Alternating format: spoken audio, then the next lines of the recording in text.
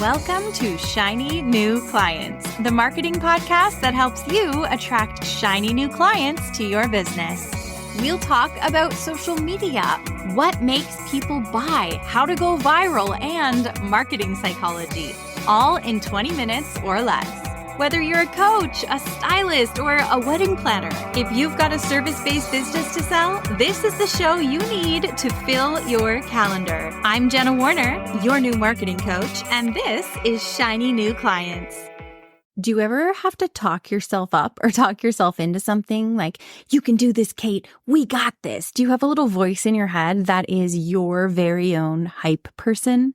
That's sort of the function of affirmations and how I use affirmations. The first step is clocking where you need the affirmation. The second step is writing it. And the third step is actually utilizing it. And so I want to tell you 3 rather obscure times that affirmations have changed my entire business and changed my outlook on my entire life just by repeating these words to myself until they become truths.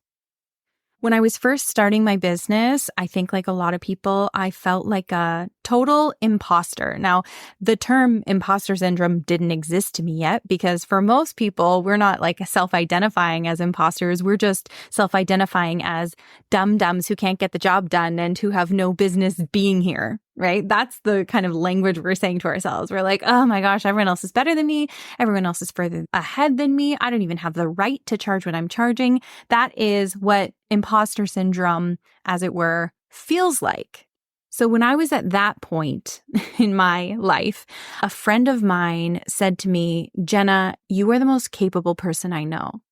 And it like literally almost, I still want to cry because I don't think she realized how powerful those words were when she said them to me. To be considered a capable woman, I had not considered myself a capable woman. I did not think anyone looked at me and thought I was a capable woman. I was an actor. I was a bartender. I was young. I was in my 20s.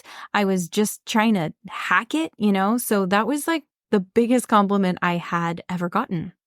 So to remind myself of it, I wrote it on a piece of paper, ripped that piece of paper out of a notebook and taped it to the wall by my bed in my 1-room apartment. No, not 1 bedroom, 1 room. It was just 1 room with a galley kitchen.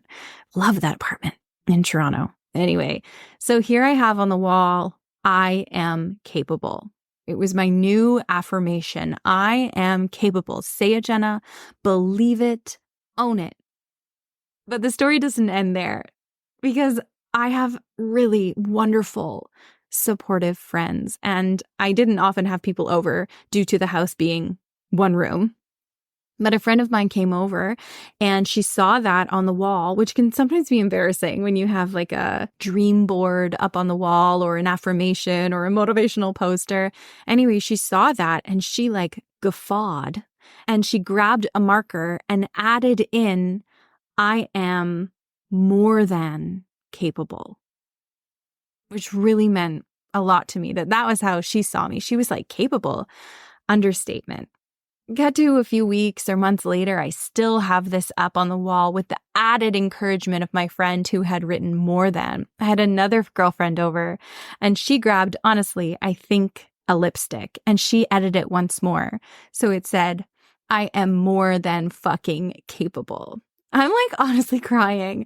The faith that my friends had in me and how inspiring it is and how important it is to have friends like that. So I still have a photo of this piece of paper up on the wall in my 1-room, raccoon-infested apartment. I am more than fucking capable. That affirmation, I think it really changed my life.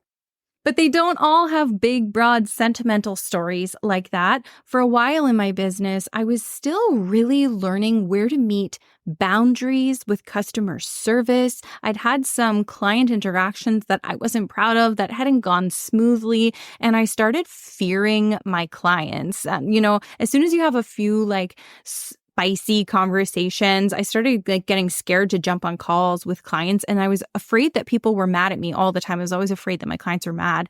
I don't know if I thought of this or a business coach or someone told me to do it, but I put on my, those little felt boards where you put in all the letters and it kind of looks like maybe a menu at a coffee shop and you pop the letters in.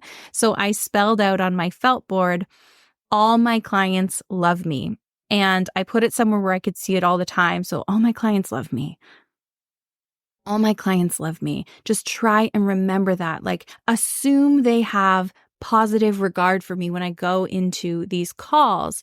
And my husband, now boyfriend at the time, took it upon himself to pull out some more letters and change it to all my clients love my butt, which was honestly really funny, especially when people came over to our apartment and saw this. All my clients love my butt, and I had to explain the story. But it also helped to sort of lighten the mood. And then eventually I didn't need that anymore, and I could take the letters out.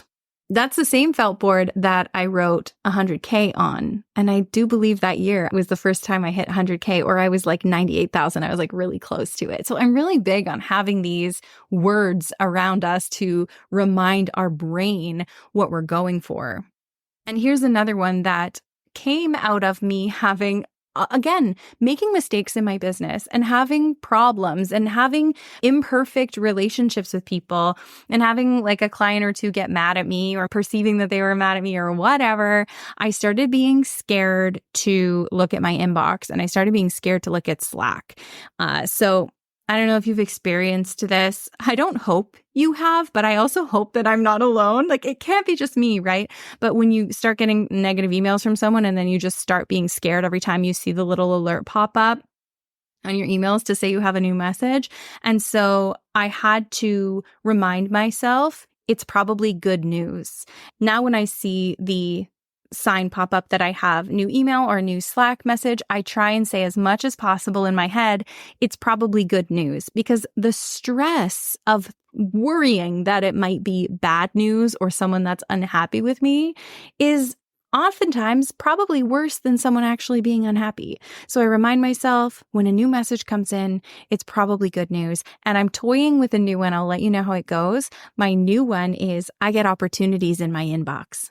And I have evidence of that, I have got opportunities in my inbox, but I want to try and draw more to me and be aware when they come and thankful for them. So my new affirmation is I have opportunities in my inbox. I would love to hear your affirmations, whether you're listening on Spotify right now and you want to tell me your affirmation as a comment on this episode, or you want to reach out to me on Instagram at Jenna's page and tell me your affirmations or affirmations that changed your life. I would love to hear about them.